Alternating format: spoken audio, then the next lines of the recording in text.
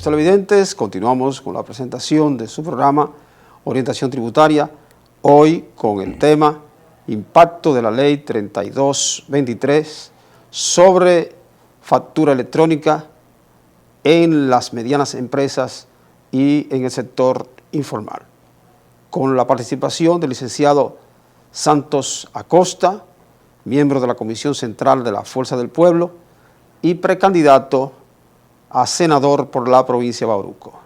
Distinguido, le damos la bienvenida a nuestro programa. Muchas gracias, Ramón Salcedo, ¿cómo tú estás? Gracias por invitarnos a tu formidable programa. Que Dios bendiga a toda esta audiencia que nos escucha y nos ve en toda Latinoamérica, Sudamérica, el Caribe y República Dominicana, porque es uno de los programas más vistos en todo el país. Gracias por permitirme entrar a sus hogares. En este momento hay incertidumbre en la población nacional en virtud de que se ha aprobado la ley 3223 sobre factura electrónica en momentos en que podría decirse que la economía nacional no está,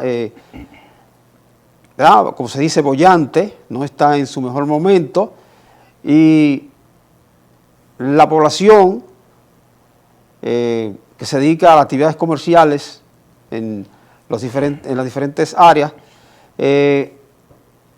no está preparada para el impacto de esta ley, porque parece ser que han querido festinarla. ¿Qué usted podría agregarnos al respecto? Bueno, conforme a esta ley, lo que podemos decir es que, y esto identifica más y comprueba más que el nombre y el mote que se le está diciendo en la población al presidente Luis Abinader, del presidente del cubo. El PRM y el presidente Abinader nos han cubiado. Y nos han cubiado porque él prometió primeramente un cambio. Y el cambio ha corrido para atrás. El cambio ha sido inverso.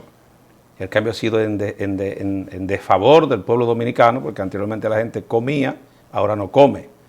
Anteriormente la gente consumía menos combustible para ir al mercado nuevo a comprar los plátanos, y ahora el combustible está a 300 pesos la gasolina, mientras el petróleo está a 74 pesos el barril. Donde él dijo hace un par de tiempo, que ahí estaba un cubo que nos jugó, y dijo, como el petróleo está casi a 119 pesos, tan pronto llegue a 115, yo voy a bajar el combustible cuando llegue a 115 pesos el barril de petróleo. Y bajó de 115, llegó a 100, llegó a 90, llegó a 80, llegó a 70, y sigue la gasolina a 300 pesos, y el combustible y el gasoil casi a 300 pesos también. Entonces ahí nos jugó un cubo, porque ya el petróleo bajó y sigue la gasolina estándar y el gas de cocinar, como mismo él lo puso cuando estaba casi a 119 pesos el barril de petróleo. Otro cubo es que había una agenda tributaria de un paquetazo impositivo que había que poner, que prácticamente era obligatorio. Él dijo, y todo el mundo lo aplaudió, en un discurso que convocó al Palacio Presidencial, y dijo, vamos a detener esta carga impositiva, porque el país no está produciendo, después de esta pandemia, los negocios lo que han hecho es que han quebrado, muchos están cerrados, entonces no podemos cargar más los que están queriendo levantarse. Y lo dijo y todo el mundo le aplaudió también. Eso es otro cubo, por eso le llamamos el presidente del cubo. Entonces ahora resulta que tira la ley 3223, donde incluso a los comerciantes informales, a las micro y medianas y pequeñas empresas, gente que no tienen tal vez una computadora, gente que no tiene un sistema claramente establecido en su pequeña oficina, o vendedores informales de que le van a aplicar una factura fiscal con comprobante fiscal electrónica. Es decir, lo más que puede tener un pobre es un celular. Ahora le está diciendo que hasta por ese celular, una tarjeta que yo compre, yo tengo que emitir un comprobante fiscal. Una tarjeta de llamada, porque es un uso. Y dice que la ley 3223, lo que es la facturación fiscal, establece que es la factura que se expide de manera electrónica y que se firme electrónicamente para establecer y registrar lo que son los bienes y servicios, el uso y las transferencias de bienes a través de lo que establece el decreto 254-2006 y las normativas de lo que es la ley que entró en vigencia el 16 de mayo, la ley 3223, que regulan toda esta carga impositiva a todos los dominicanos. Yo creo que ahora mismo no estamos en condiciones de estar recibiendo ese tipo de carga impositiva. Yo creo que ahí está el cubo, porque él dijo que lo iba a quitar y ahora poco a poco mete una ley donde a los grandes empresas, a los grandes contribuyentes, él está diciendo que en 24 meses ellos tienen que ya estar establecidos, y si no, tiene también su penalidad. A los pequeños y medianos empresarios dice que tienen un plazo de 24 meses y a los informales un plazo de 36 meses. Pero está poniendo condiciones en esa ley que de no cumplirla ya tú quedarías fuera del servicio. ¿Cómo tú compites con una empresa grande, un pequeño productor, un pequeño proveedor que tal vez está incorporándose ahora? ¿Cómo tú compites con esas empresas grandes? No te van a comprar.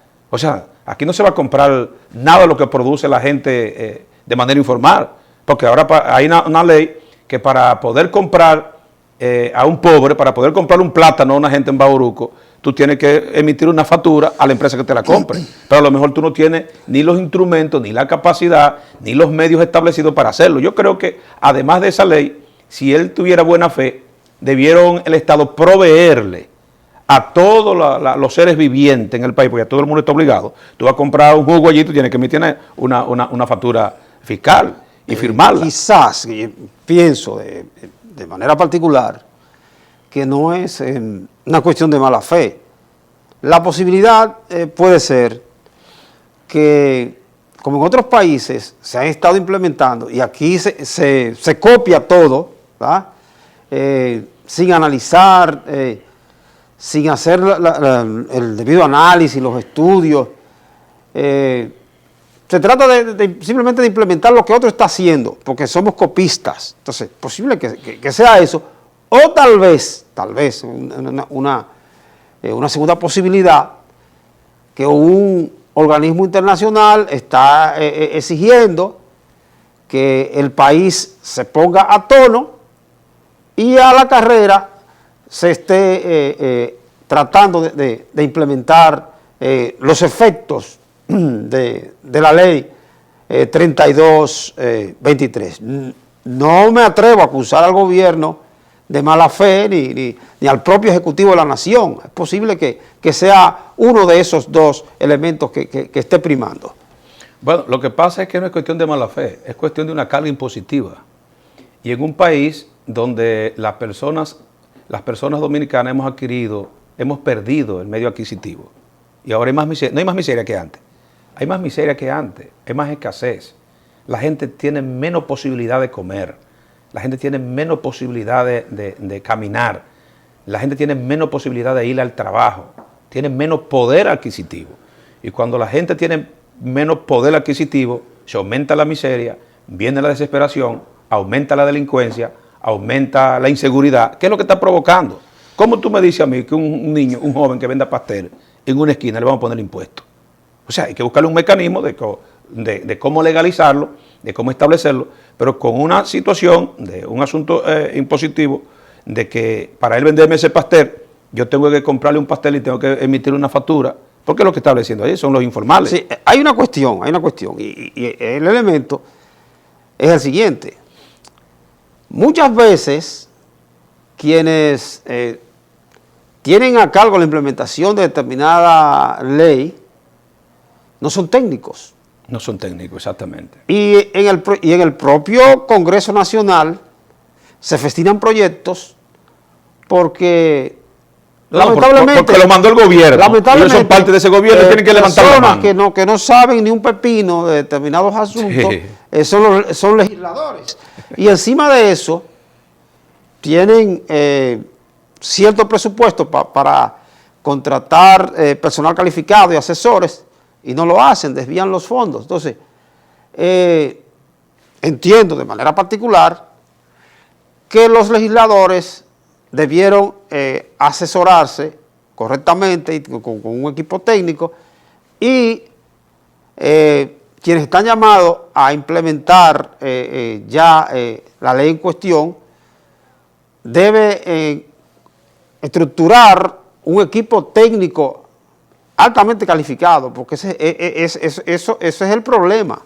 Mira, hasta que aquí en República Dominicana no se respeten los poderes del Estado y las personas que llegan a ser senadores y diputados no tengan la capacidad de saber a qué van a ese lugar, este país será un fiasco. Y estamos llegando casi a asemejando con Haití, sin desmedro de Haití. Pero en Haití comenzó ese desorden de gente en posiciones que no sabían para qué llegaron a un lugar y solamente iban con el objetivo de lucrarse, de decir yo soy. Entonces aquí vamos a tener que poner las cosas claras. Yo creo que este país hay que establecer en la Constitución de la República y modificar algunos artículos de la Constitución de la República para que la gente que va al Congreso sean personas que de alguna manera tengan mínimamente el conocimiento, se preparen en el curso de la transición de lo que son los manejos jurídicos, tributarios, de lo que son las leyes que están en proceso en el país para que puedan levantar la mano y aprobar una ley. ¿Cómo es posible que un grupo de legisladores en el primer poder del Estado, que es el Congreso Nacional, esté levantando las manos y diciendo sí a un proyecto que lo forman en una oficina, 2 o 3 personas en impuestos internos, o que lo forman en la consultoría jurídica del Poder Ejecutivo con un interés político, y que entonces todo el mundo lo apruebe allí sin saber ni siquiera lo que están aprobando? Y tú has visto el desorden que hay ahí por la razón siguiente. Tú ves que aprueban una ley hoy y ya mañana el Tribunal Constitucional desbarata la ley y le quita la mitad.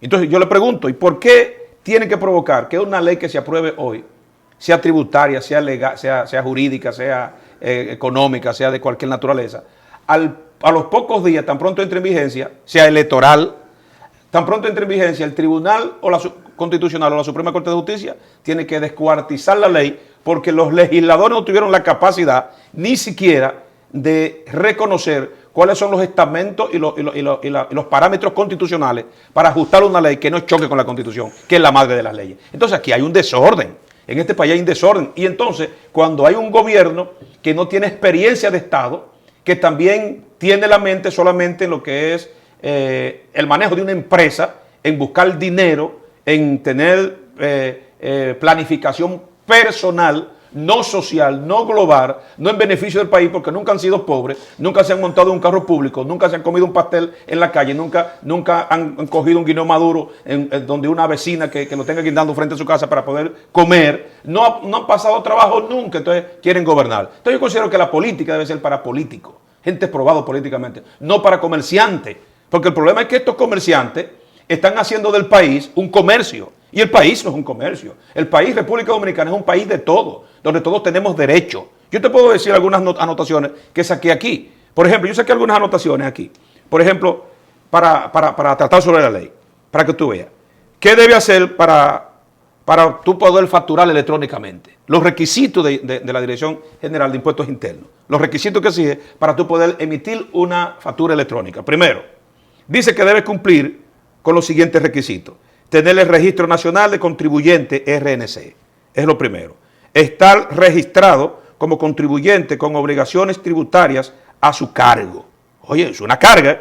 Tercero, poseer clave de acceso a la oficina virtual o FB, estar al día en el cumplimiento de sus obligaciones tributarias y deberes formales. Estar al día, es decir, que de lo que tú estás haciendo tienes que tener todos los impuestos pagos. Si no, tú no puedes emitir una factura. Y si no puedes emitir una factura, tú no puedes vender ni comprar. Ya está parado ahí. Porque la ley está global, pero tiene un cuco. Tiene ¿cómo fue que te dije ahorita?